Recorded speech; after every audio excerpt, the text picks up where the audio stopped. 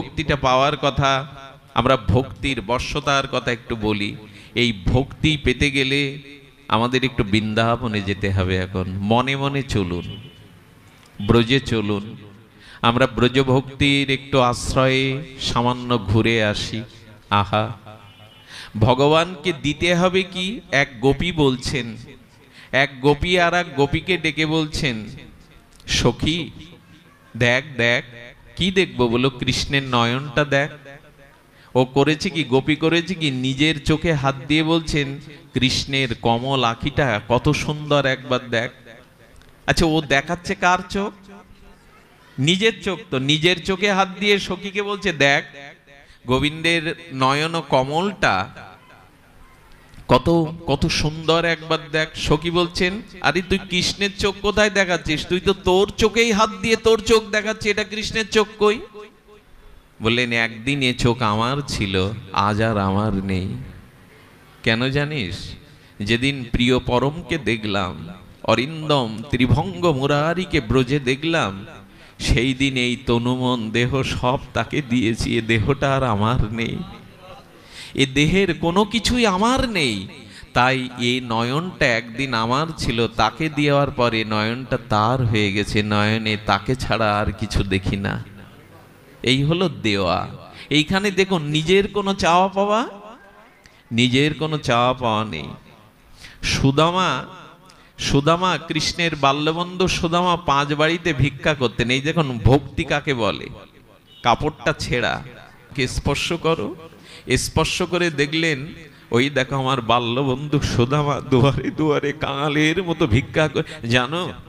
জানো ওর 4টে সন্তান, আজ 2 দিন হলো ওর ঘরে কোনো অন্ন যায়নি। রুক্মিণী দেখছে যে 4র্থ বাড়িতে গিয়ে দুয়ার থেকে ফিরেছে, রুক্মিণীও কেঁদে ফেলেছে। প্রভু তোমার বাল্যবন্ধু, প্রভু তোমার বাল্যবন্ধু, তুমি রাজা দ্বারকাধীশ, তুমি কৃষ্ণ, তুমি ওকে এই কাঙাল বেশে লোকের দুয়ারে ভিক্ষে করাচ্ছ কেন? রুক্মিণী, তুমি আমার ভক্তের মহিমা জানো না। আমি আর সুদামা অবন্তী নগরে শ্রী গুরু আশ্রমে বাল্য শিক্ষা করছিলাম, সন্দীপনী মুনির আশ্রমে। সুদামাকে আমার ছোটবেলায় খুব ভালো লাগতো। একদিন গাছতলায় ডেকে বললেন, সুদামা তুই আমি বন্ধু হলে হয় না?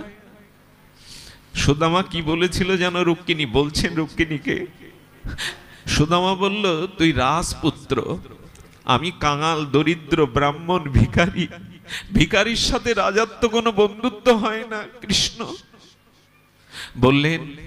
বললেন আমাকে তো রাজার মতো লাগে, আমি রাজার মতো ব্যবহার কোনোদিন করব না। বলল, না, আমি তোর সাথে বন্ধুত্ব করতে পারবো না।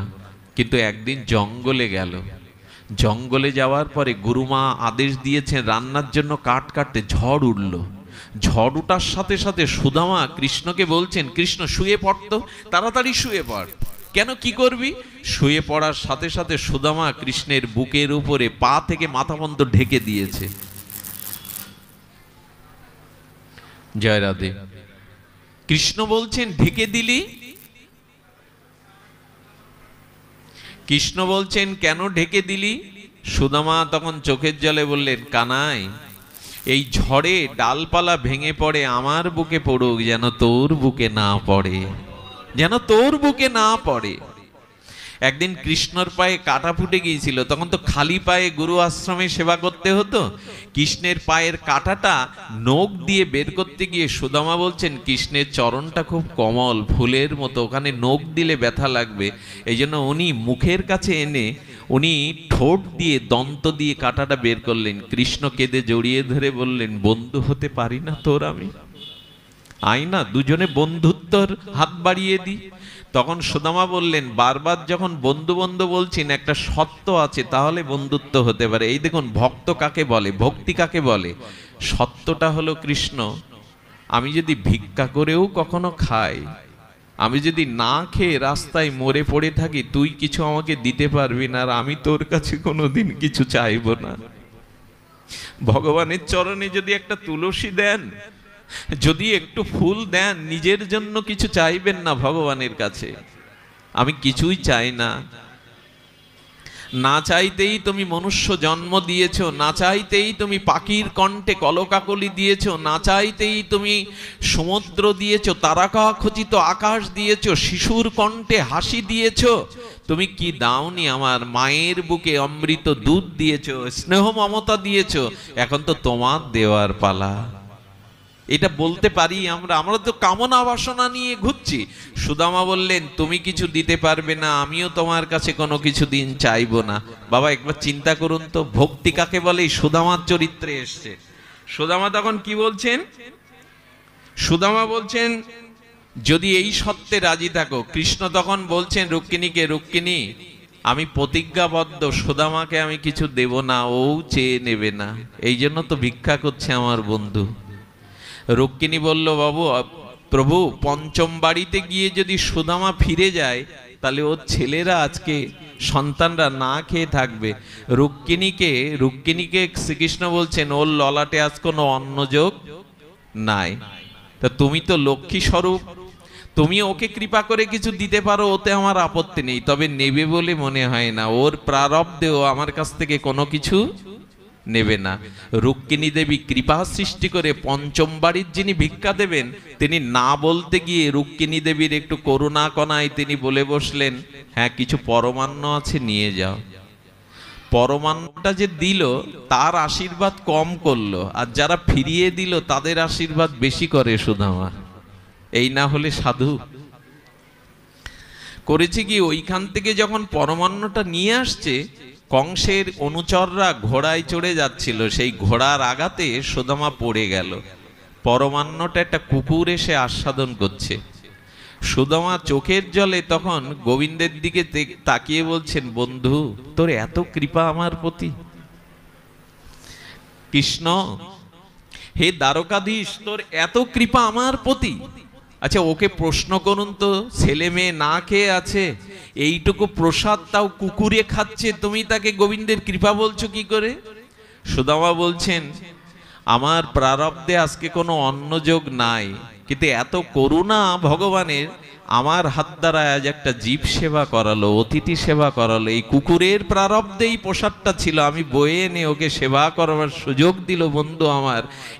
এতেই বলছি কৃষ্ণ তুমি বড় দয়াময়, করুণাময়। এটা কোন জগতের কথা গো? এই সুদামা বাড়ি গিয়ে বলল, আজ কৃষ্ণের কৃপা হয়েছে, আমাদের জন্য যা বরাদ্দ ছিল তা একটা অতিথি সেবা দিয়ে এসছি। এখন তুমি কৃপা করে একটু জল আনো, কৃষ্ণ নাম করে ওই জলটুকু পেয়েই আমরা শান্ত থাকি। কই, এখানে তো কোনো চাওয়া পাওয়া নেই বাবা, আছে কি? চাওয়া পাওয়া কি এখানে আছে? চাওয়া পাওয়ার কিছু নাই। এমনকি এই চাওয়া পাওয়া না থাকলে ভক্তিটা কি হয় দেখুন। সুদামাকে বারবার তার স্ত্রী বলেছিল, যাও না।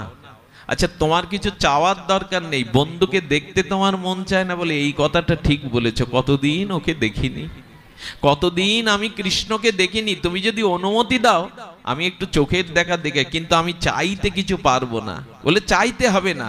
ও মনে করছে কাঙাল বেশে গেলে কৃষ্ণের কোনো দয়া হতে পারে, স্ত্রী এই ভেবে ছেলে মেয়ে না খেয়ে থাকে তো পাঠিয়েছে। কৃষ্ণ তার সামনে 56 ব্যঞ্জন রেঁধে রুক্মিণী সত্যভামা দিয়েছে। কৃষ্ণের চোখের জলে ধীরে ধীরে 56 ব্যঞ্জনগুলো সরিয়ে রাখছে, বলছেন আজ ক্ষুধা নাই। প্রভু কেন বলছেন ক্ষুধা নাই? আমাদের রন্ধন কি, আমাদের প্রসাদ কি আপনার মনোপুত হয়নি?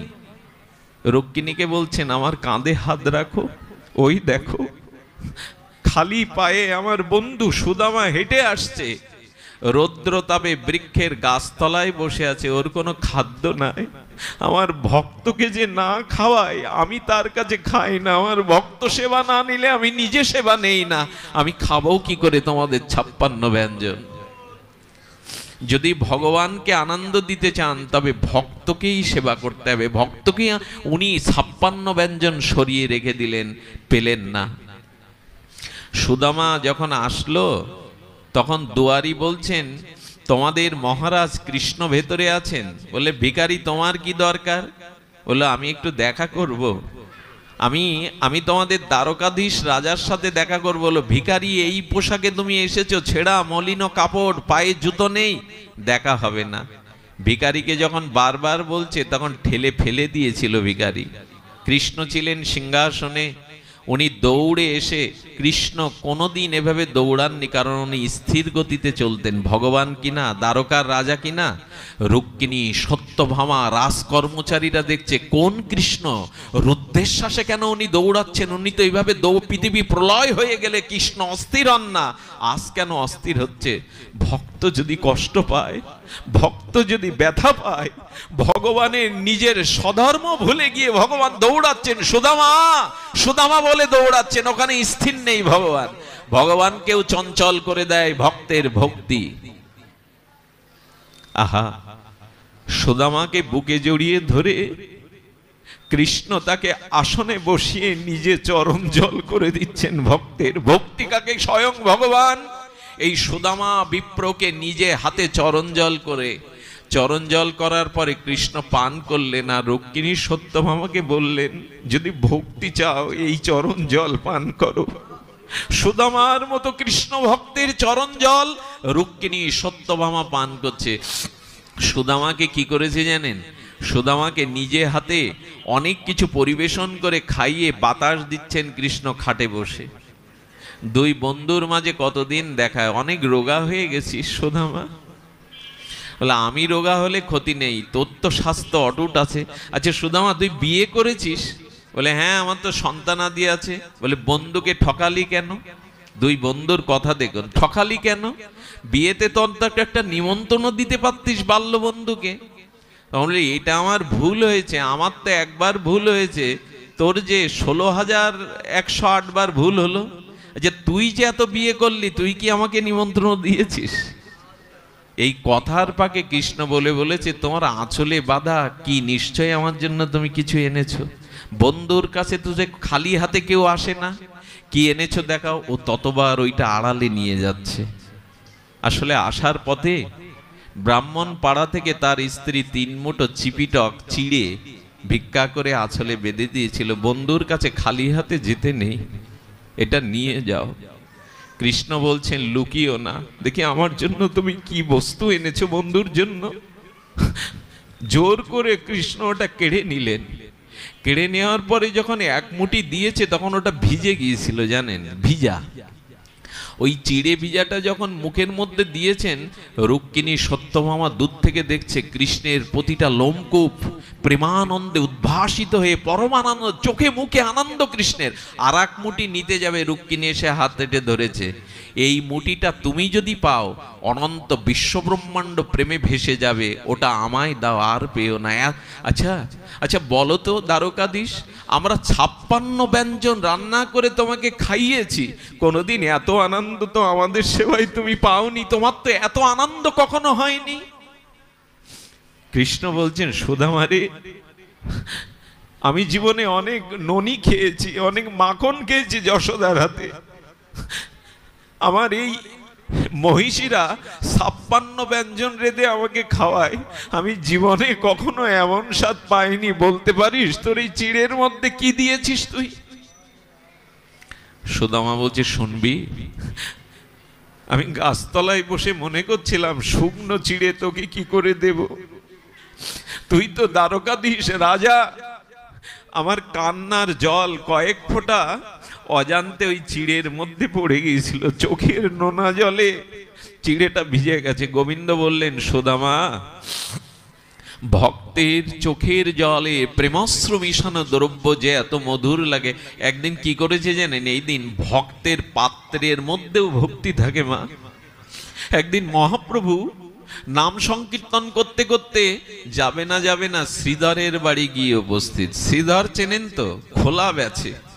নবদ্বীপের ভাগবতী ভাগীরথী গঙ্গার তীরে লোক শ্রাদ্ধ করে, খোলা থোড় বেচে। সেই কাঙাল ভিখারির মতো, ঘরে চাল নাই, জল পড়ে।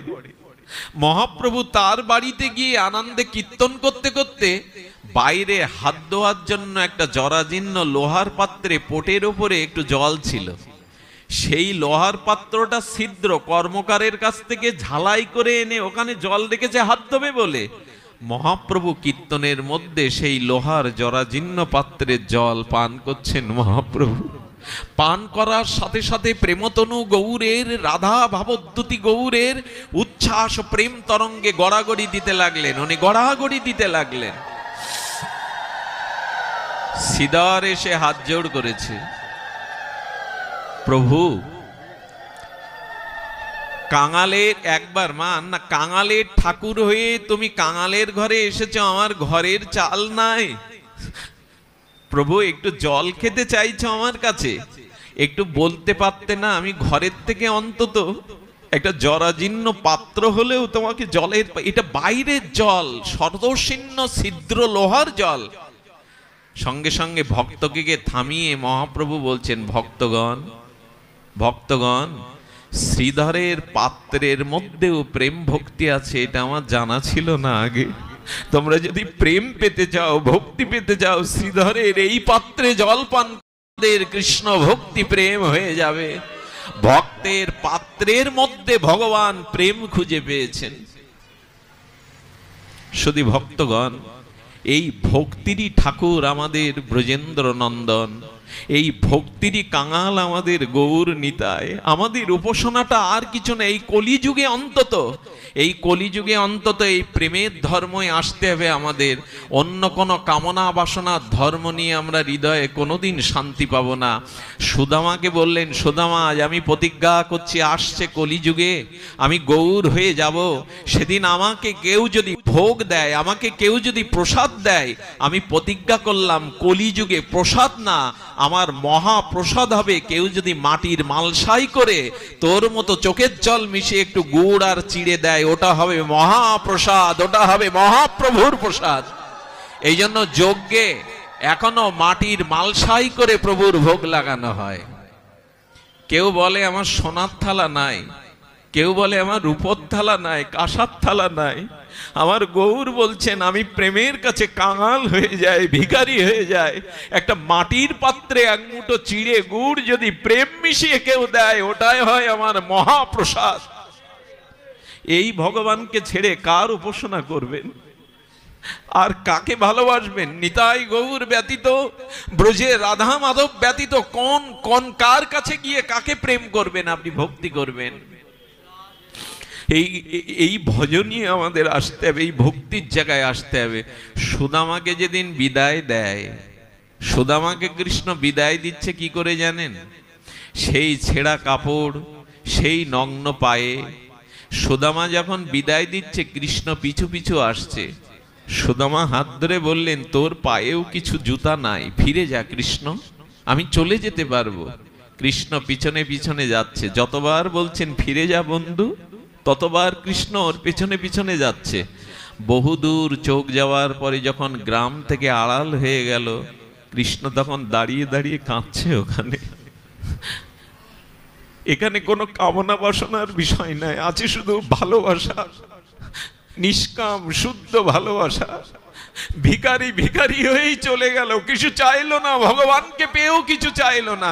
এইখানটায় আমাদের আসতে হবে। আমি তোমাকে আনন্দ দিতে চাই, তোমাকে সুখ দিতে চাই, বিনিময় করতে চাই না। যারা দেওয়া নেওয়ার মাধ্যমে বিনিময় করে, এরা ধর্ম ব্যবসায়ী, এরা ধর্মকে নিয়ে ব্যবসা করে। যারা নিজের সুখের জন্য তোমার ভজনা করে, আমি চাই তুমি সুখী হও, আমার কিছু প্রয়োজন নাই। কাঙাল হয়ে এসেছিল, কাঙাল হয়ে ফিরে যাচ্ছে সুদামা। উদ্ধব কৃষ্ণের পরম মন্ত্রী প্রবার, বৃহস্পতির শিষ্য মহাজ্ঞানী উদ্ধব এসে বলছেন, কৃষ্ণ হে প্রাণের বান্ধব, হে দ্বারকাধীশ, তুমি একটা ভুল করলে না?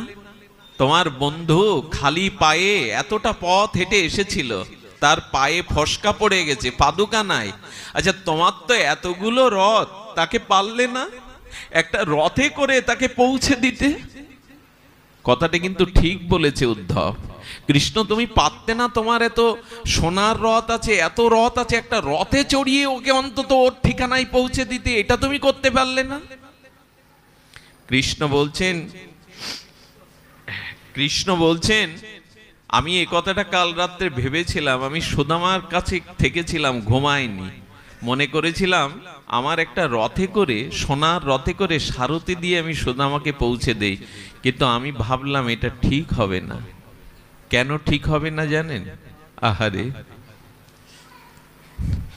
কৃষ্ণ বলছেন যেখানে ভগবান থাকে সেখানে ভক্তি, প্রেম, ধাম এগুলি প্রকৃত থাকে না। যেখানে ভক্তের চরণ ধুলি থাকে, ভক্তের চরণ পড়ে, সেটাই হয় ধাম, সেখানেই প্রেম ভক্তি পাওয়া যায় ভক্তের চরণ ধুলির মধ্যে। আমি চিন্তা করলাম যদি রথে করে পাঠাই তাহলে সুদামার মতো ভক্তের পাদ ধুলো আমার দ্বারকার মাটিতে পড়বে না, এই মাটি ধন্য হবে না, এই মাটি ভক্তি দেবে না। তাই আমি ওকে রথে না চড়িয়ে আমি ওকে পায়ে হাঁটিয়েছি, এই দ্বারকার মাটি যেন ভক্তি স্নাত হয়, দ্বারকার মাটি যাতে প্রেমময় হয়ে যায়, এই জন্য আমি ওকে খালি পায়ে পাঠিয়েছি। আর কেন জানো? রথে উঠলে আমার চোখের আড়াল হয়ে যেত তাড়াতাড়ি। আচ্ছা, যে রথে ওঠে পেছন থেকে তাকে কেউ দেখতে পায়?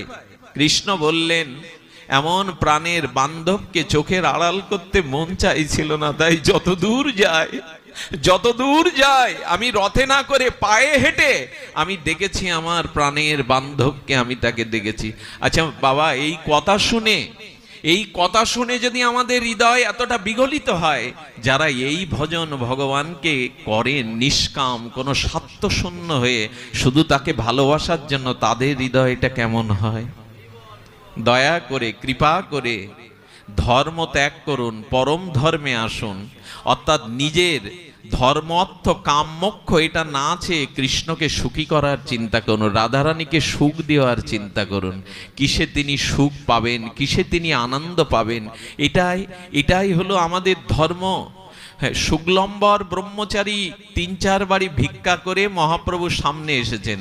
মহাপ্রভু থলের মধ্যে থেকে সেই ভিক্ষার তন্ডুল চাওয়াতে শুরু করেছেন আর বললেন, শুক্লম্বর, তোমার ভিক্ষালব্ধ চাউল এত মধুর। বললেন, প্রভু ওটা খেও না। আরে মহাপ্রভু, ওর মধ্যে কাকর আছে, ধান আছে, ওটা ভিক্ষার চাউল, ওটা খেও না।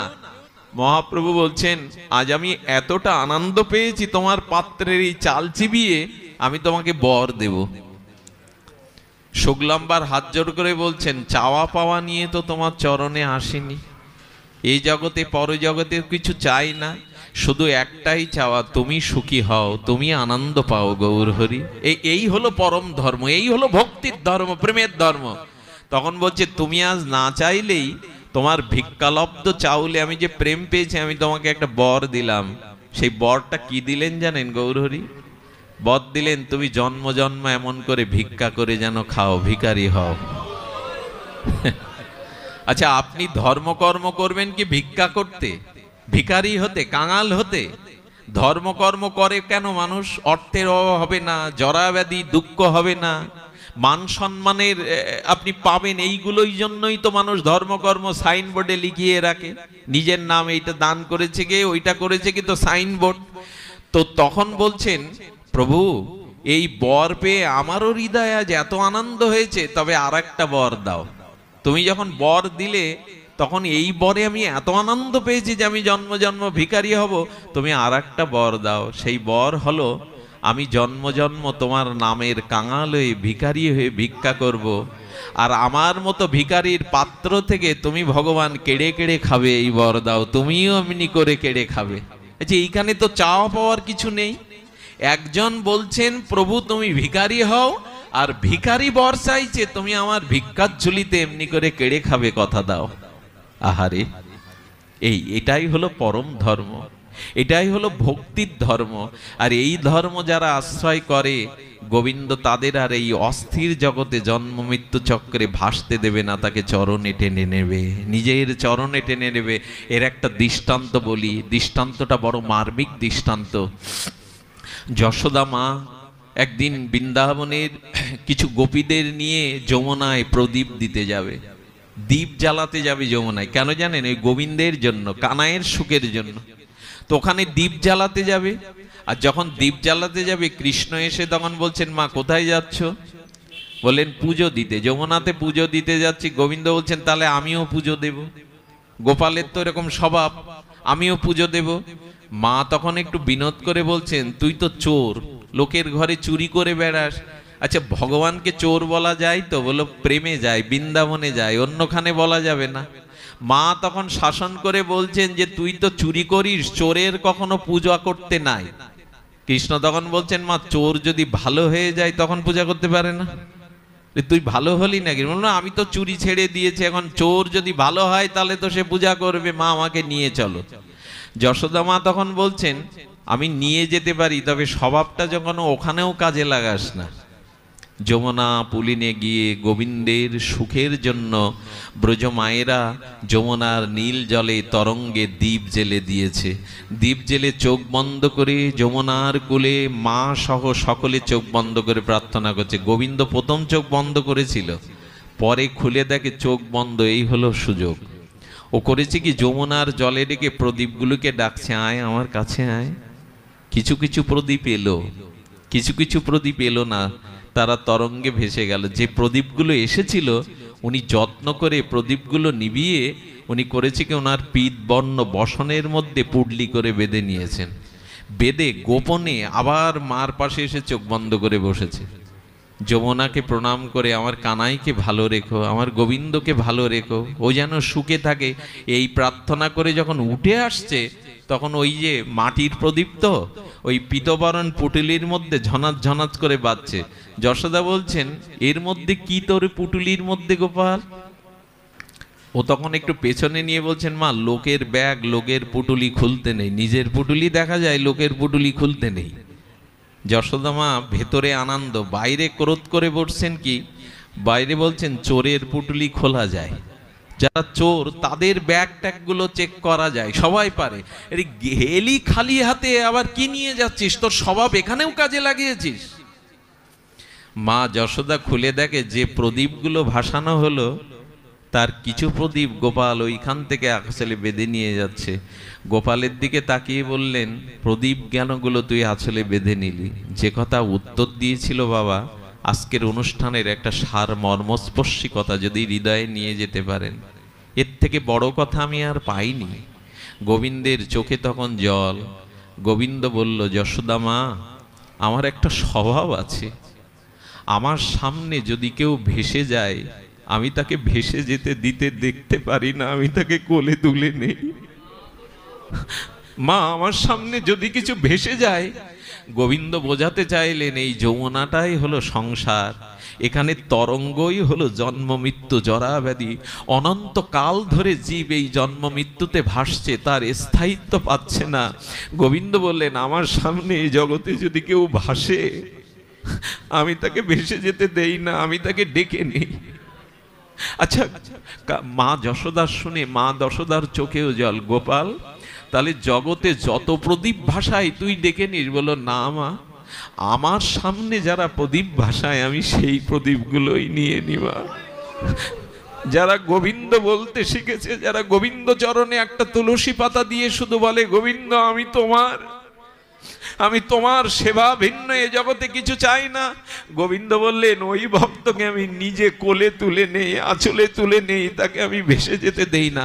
জানো মা, আমি সব প্রদীপগুলো নেইনি, আমি যে প্রদীপগুলো ডেকেছিলাম, আমার ডাকে যে প্রদীপগুলো আমার কোলে এসেছিল, আমি তাদের কেবল তুলে নিয়েছিলাম, যারা আসেনি আমি তাদের নিতে পারিনি। মা, আমরা গোবিন্দকে একটু প্রশ্ন করি, তুমি আমাদের ডাকছো তো? তুমি আমাদের ডাকো যে তোমার কোলে হাসবো? কৃষ্ণ বললেন, আমি দাপারে বাঁশি দিয়ে ডেকেছিলাম সবাইকে, আর এই কলিযুগে আমি হরিনাম নিয়ে গৌর হয়ে ডাকছি সবাইকে বাঁশির সুরে, এসো আর ঘুমিও না, আর এই সংসার মোহে ঘুমিও না, এসো। ভগবান বলছেন, আমি শুধু ডাকিনি, আমি জীবের জন্য কেঁদেছি বটে। জীবের লাগিয়া কাঁদে প্রভু উচ্চেশ্বরে, স্বয়ং ভগবান রাধা কৃষ্ণ মিলিত তনু গৌর কাঁদছেন দারে দারে। জীব জাগো, জীব জাগো বলে গোরা চাঁদ ডাকে। ভগবান আমাদের দুয়ারে চোখের জল ফেলে ডাকছেন, আমরা সাড়া দিলাম না। ঘুমিয়ে থাকলাম, স্ত্রী পুত্র সংসার এই রূপ যৌবন বিষয় বাসনা মান সম্মানে পড়ে থাকলাম, তার ডাকে সাড়া দিতে পারলাম না। গোপালগঞ্জের এই শহরে এই কেন্দ্রীয় কালী মন্দিরের পাশে আরো মানুষ ছিলেন, সকলে আসতে পারেনি জানেন। ভগবানের ডাকে আমরা সবাই সাড়া দিতে শিখিনি এখনো। তবে হ্যাঁ, যেদিন মৃত্যুরূপে ডাকবে সেদিন কিন্তু আর এড়াতে পারবেন না। যেদিন মৃত্যু এসে ডাকবে সেদিন আর এড়াতে পারবেন না কেউ। এই জন্য হরিনামের মুরলীর ধ্বনিতে মহাপ্রভু নিতাই দ্বারে দ্বারে জীবকে ডাকছে, জীব জাগো, জীব জাগো। আচ্ছা মা, আমাদের কষ্ট দুঃখ আছে, জরাব্যাধি মৃত্যু আছে, আমরা কাঁদতে পারি, ভগবান কাঁদবে কেন? গৌর হরি কাঁদছেন কেন? আগেই বলেছি, একবার মা উলোধ্বনি একবার দাও, গৌর হরি কাঁদলেন, একটা খাল হয়ে গিয়েছিল গরুর স্তম্ভে লীলাচলে মহাপ্রভুর চোখের জলে একটা খাল নালা তৈরি হয়ে গিয়েছিল। মহাপ্রভু কাঁদলে পাশের ভক্তরা, এই যে আমার এক কাঙালিনী মা বসে রয়েছেন, আমি শুরু থেকে দেখছি ওনার চোখের জল ফুরায়নি। আমার চামেলি মা তো কেঁদে, এই যে কান্নাটা লোক দেখানো না, যাত্রা মঞ্চে না, লোককে আসর মাতানোর জন্য, লোকের মনোরঞ্জনের জন্য যদি কান্না কাটিয়ে হয়, ওই কান্নার কোনো মূল্য নাই। ওটা আসর কাঁপানো কান্না, আবার নতুন করে বাইনা হওয়ার জন্য, আমার গ্রহণযোগ্যতার জন্য কান্না। আরে কান্না তো অভিনেতারাও কাঁদতে পারে, সিনেমাতেও কাঁদে, নাটকেও কাঁদে, এই কান্না না। তাকে পাইনি বলে, তাকে ভালোবাসতে পারিনি বলে যদি ব্যথার অশ্রু বয়ে আসে, এটাই হলো প্রেমশ্রু। না, তোমাকে ভজন করতে পারলাম না, তোমাকে সেবা করতে পারলাম না, এই বিরহ ব্যথাই যার চোখে জল আসে, লোকের মনোরঞ্জনের জন্য না, আসরকে মনোমুগ্ধ করবার জন্য অভিনয় করে নয়। এই কান্নাটা আচ্ছা, আমাদের কান্না আসতে পারে দুঃখ শোকে জরা ব্যাধিতে, স্বয়ং ভগবানের তো জরা নেই, মহাপ্রভুর তো ব্যাধি নেই। ঘরে তার বিষ্ণুপ্রিয়া, ঘরে তার জগৎমাতা সচিমাতা, নিমাই পণ্ডিত, ভারত বিখ্যাত পণ্ডিত। নিমাইয়ের বয়স 22-23 বছর, কই তার তো কান্নার কথা না, কেন তিনি কাঁদছেন? তাও কাঁদছেন কিভাবে জানেন? একদিন সচিমা বললেন, নিমাই রে, সারাটা রাত শিবা সঙ্গনে তুই কাঁদিস, ধুলাই গড়াগড়ি দিস, তোর এই সোনার অঙ্গ ধুলা মেখে দেখলে আমার ভালো লাগে রে নিমাই। আচ্ছা আমার কথা বাদ দে, যে বৌমা ঘরে থাকে জানিস, সারা রাত সে খাটে না ঘুমিয়ে মেঝেতে পড়ে থাকে, সেও ঘুমায় না। নিমাই পারিস না? আমার কথা শুনে একটা দিন বাড়ি থাকতে পারিস না? সচিমার দিকে তাকিয়ে নিমাই বলছেন, মা আজ আমি শিবা সঙ্গনে যাব না, আজ গিয়ে তোমার আদেশ যদি হয় মা, আমি শিবা সঙ্গনে থাকবো। বিষ্ণুপ্রিয়া রান্না করলেন, মহাপ্রভুকে সেবা করালেন, শয্যায় নিয়ে গিয়ে ফুলশয্যা তৈরি করে, মহাপ্রভু তো ঘুমায় না, বিষ্ণুপ্রিয়া দেবী চরণ সেবা করতে করতে মহাপ্রভুকে ঘুম পাড়ালেন। আর প্রিয়াজি কোথায় শয়ন করলেন জানেন? প্রভুর চরণে নিজের মাথাটা রাখলেন। কৃষ্ণ প্রেম যদি ওকে ঘরের বাইরে নিয়ে যায় আমি বুঝতে পারবো। নিজের মস্তকটা প্রভুর দুখানা চরণে রেখেছেন, কৃষ্ণ প্রেম যদি তাকে বাইরে নিয়ে যায় আমি বুঝতে পারবো। বিষ্ণুপ্রিয়ার ঘুম এলো। রাত্র তখন নিজুম দ্বীপ্রহর, অন্ধকারাচ্ছন্ন রাত্র দ্বীপ্রহর, ঘন অন্ধকার। বিষ্ণুপ্রিয়া দেবী ঘুম ভেঙে দেখে তার মস্তকে গৌর চরণ নাই, বিছানা খালি পড়ে আছে। দেখছে দরজা উন্মুক্ত, দরজা খোলা। প্রিয়াজি একটু সাহস করে ঘরের বাইরে এলেন। গভীর নিশীত রাত্রে সুরধনী ভাগীরথী গঙ্গার তরঙ্গ বইছে। গঙ্গার তীরে বিষ্ণুপ্রিয়া, রাতের কান্না তো অনেক দূরে যায় রাতের শব্দটা। বিষ্ণুপ্রিয়া দেবী দেখছেন কে যেন সুরধনী গঙ্গার তীরে দাঁড়িয়ে কাঁদছে, ফুপিয়ে ফুপিয়ে বাচ্চা ছেলের মতো কাঁদছে। বিষ্ণুপ্রিয়া গিয়ে দেখলেন আর কেহ না, তার প্রাণের প্রাণেশ্বর গৌর হরি সুরধনী গঙ্গার তীরে দাঁড়িয়ে কাঁদছে। মা আমি আপনাদের কাছে একটা প্রশ্ন করি, এই মহাপ্রভু বিষ্ণুপ্রিয়ার সুখসজ্জা ছেড়ে রাত্র দ্বীপ্রহরে তিনি সুরধনী ভাগীরথী ভগবতী গঙ্গার তীরে কাঁদছেন কেন? এই প্রশ্নের উত্তর বিষ্ণুপ্রিয়াই দেবেন। বিষ্ণুপ্রিয়া দেবী মাথা নত করে মহাপ্রভুর চরণে চরণ দিয়ে বলছেন, প্রিয়াজি কেন কাঁদছো তুমি? কি তোমার ব্যথা? তুমি আমাকে বলো কি তোমার ব্যথা? প্রভু তুমি কাঁদছো কেন? কি ব্যথায়? আমি কি তবে তোমার মনোমতো হয়নি? মা কি তোমার মনে কোনো ব্যথা দিয়েছে? কাঁদছো কেন প্রভু? মহাপ্রভু কি বলল জানেন? প্রিয়া, আমি রাধা কৃষ্ণ মিলিত তনু হয়ে এসেছিলাম ব্রজের প্রেম নিয়ে, রাধা প্রেম নিয়ে। আমি জীবকে প্রেম দেওয়ার চেষ্টাও করলাম, কিন্তু কলিহত জীবকে আমি নাম প্রেম দিতে পারিনি। সেই ব্যথায় কাঁদছে আমার জীবগুলোর কি দশা হবে, কি এদের গতি হবে। বাবা, নিজের জন্য সবাই কাঁদতে পারে, কিন্তু অন্যের জন্য কান্না সহজে আসে না। নিজের স্বার্থের জন্য সবাই কাঁদতে পারে, জীবের জন্য, অন্যের জন্য কাঁদবার লোক জগতে খুব বিরল। আর স্বয়ং ভগবান ভগীরথী সুরধনী গঙ্গার তীরে কাঁদছেন। বিষ্ণুপ্রিয়া বলছেন, তুমি কাঁদছো কেন?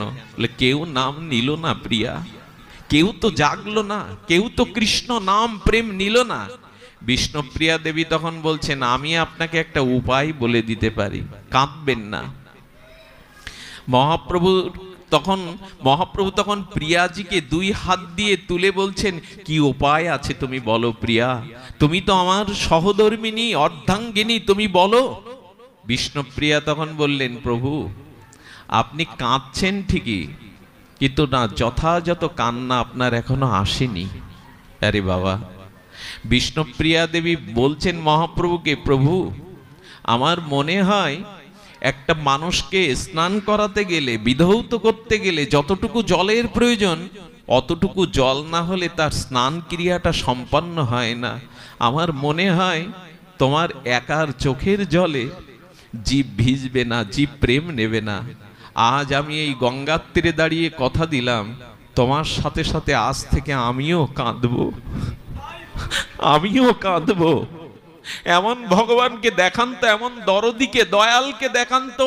বিষ্ণুপ্রিয়া দেবী আর মহাপ্রভু সুরধনী ভগবতী গঙ্গার তীরে বলছেন, তোমার একার কান্নায় কাজ হবে না গো, আমি কথা দিলাম, তুমি যাও, আমি আমার আঁচল থেকে তোমায় মুক্ত করে দিলাম, তুমি জীবের দুয়ারে দুয়ারে পথে ঘাটে কাঁদো, আর আমি ঘরের মধ্যে কাঁদবো, আর সচিমা রাস্তায় নিমাই নিমাই বলে কাঁদবে।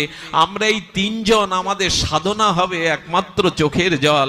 আমাদের তিনজনের মিলিত কান্নাই যদি জীবের হৃদয় দ্রবীভূত হয়, জীবের হৃদয় একটু ক্রন্দিত হয় গৌর বলে, কৃষ্ণ বলে, আমরা তিনজন কাঁদলাম। বিষ্ণুপ্রিয়া দেবী সেদিন যে মন্ত্র বলেছিলেন, তিনি বলেছিলেন, নিজে না কাঁদলে অন্যকে কাঁদানো যায় না, নিজে না মজলে অপরকে মজানো যায় না। প্রভু, কলিযুগের জীব ভোগাক্রান্ত, অলস, এদের মস্তিষ্ক বিকৃতি, এরা ভোগ ছাড়া বোঝে না, এরা অপরের জন্য কাঁদে না।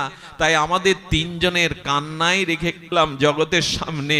আমাদের তিনজনের সাধনাই হলো কৃষ্ণ বলে কাঁদা। এই কান্না দেখে যদি জীবের হৃদয় দ্রবিত হয়, মা, ওদের কান্নার কোনো মূল্যায়ন আমাদের কাছে নাই। তিনজন মিলে যে সারাটা জীবন কাঁদলো। বিষ্ণুপ্রিয়া দেবী ঘরের বাইরে পা দিতেন না। কাঞ্চনা সখী 2 বালতি গঙ্গার জল এনে দিতেন, ওইখানেই একটা পাত্র, মাটির শূন্য পাত্র, আর 3 মুষ্ট চাল রাখতেন।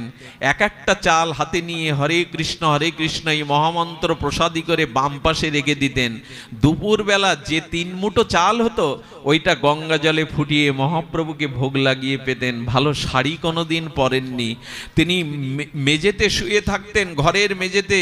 কারণ যার প্রভু গাম্ভীর হয়, মেঝেতে পড়ে থাকে, মাথায় বালিশ দেয় না, ভালো কাপড় পরে না। আমি তার প্রিয়া হয়ে, বিষ্ণুপ্রিয়া হয়ে ভালো কাপড় পরবো না, মেঝেতে শুয়ে থাকতেন।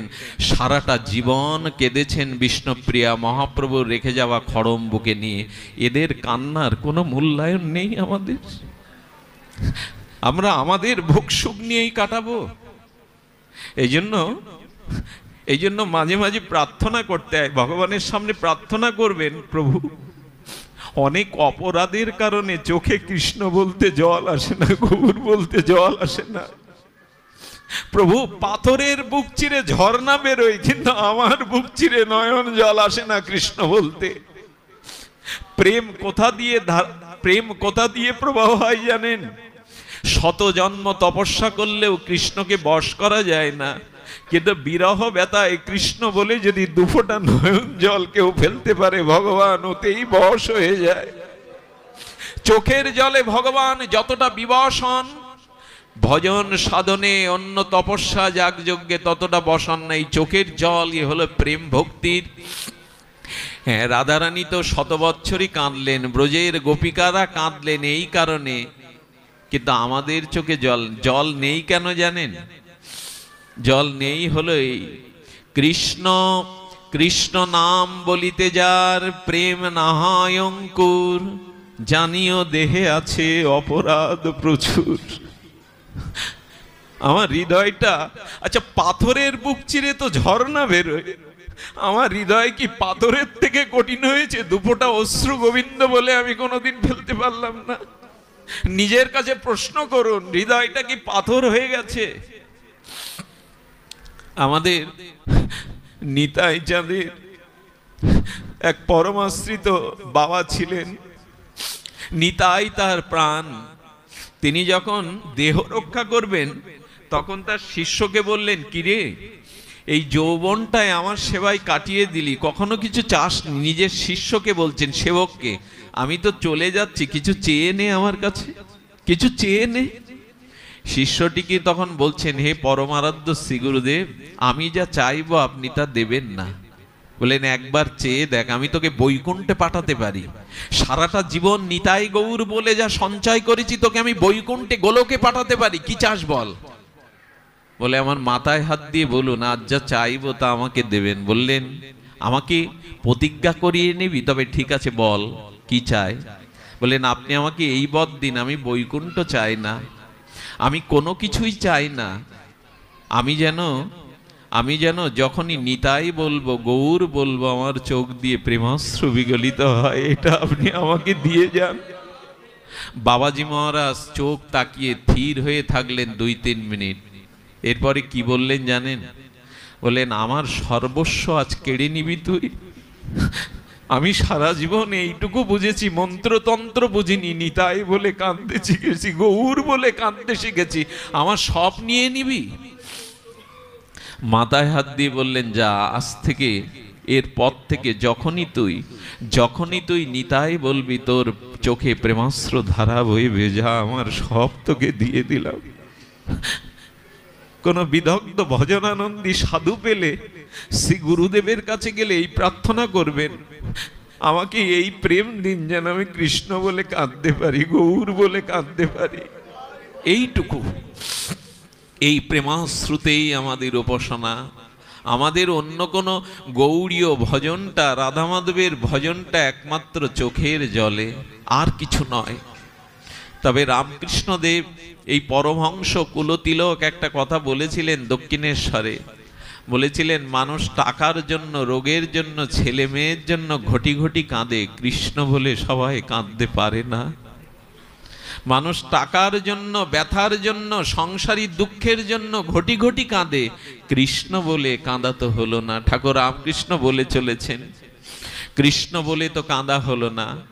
আমার মনে হয় কি জানেন মা, এখানেই যারা কাঁদছেন, এই কান্নার জলটা শুকিয়ে যাওয়ার পরে দেখবেন জলের অশ্রু ধারাটা যে পদ্মে বইছিল ওখানে একটা পথ তৈরি হয়ে গেছে। শুকিয়ে যাওয়ার পরে দেখবেন সরু একটা পথ তৈরি হয়েছে।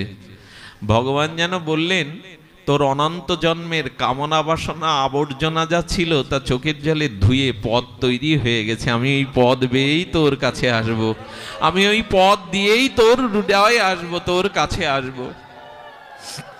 কৃষ্ণ বলে কাঁদা হলো না। এই জন্য নরোত্তম ঠাকুরের একটা পদ বাবা, এই পদের পরে আর কোনো কথা আর বলবার সম্ভব নাই। নরোত্তম ঠাকুর বলেছেন, গৌরাঙ্গ বলিতে হবে পুলক শরীর, কই হয় না তো? অপরাধের কারণে গৌরাঙ্গ বলতে তো পুলকিত শরীর হয় না। গৌরাঙ্গ বলিতে হবে পুলক শরীর, হরি হরি বলিতে নয়নে বহে নীর। হরি হরি বলিতে নয়নে বহে নীর। আর কবে নিতাই চাঁদ করুণা করিবে, সংসার বাসনা মোর কবে তুচ্ছ হবে। বিষয় ছাড়িয়া কবে শুদ্ধ হবে মন, কবে হাম হেরিব সেই মধুর বৃন্দাবন।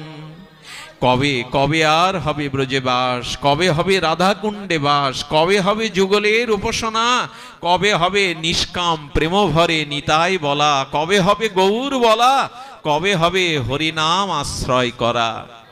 আপনাদের নিকটে এই আরাধ্য ভগবান ব্রজেশতনায় স্তদ্ধামং শ্রী বৃন্দাবনাম, এই বৃন্দাবনের যুগল উপাসনা, এই রাধা মাধবের যুগল প্রেম নিকুঞ্জের উপাসনা, আর নবদ্বীপের হরিনাম সংকীর্তন, চোখের জলে নিতাই বলা, গৌর বলা, এটাই পরম ধর্ম, এটাই ভক্তির ধর্ম, এটাই প্রেম ধর্ম।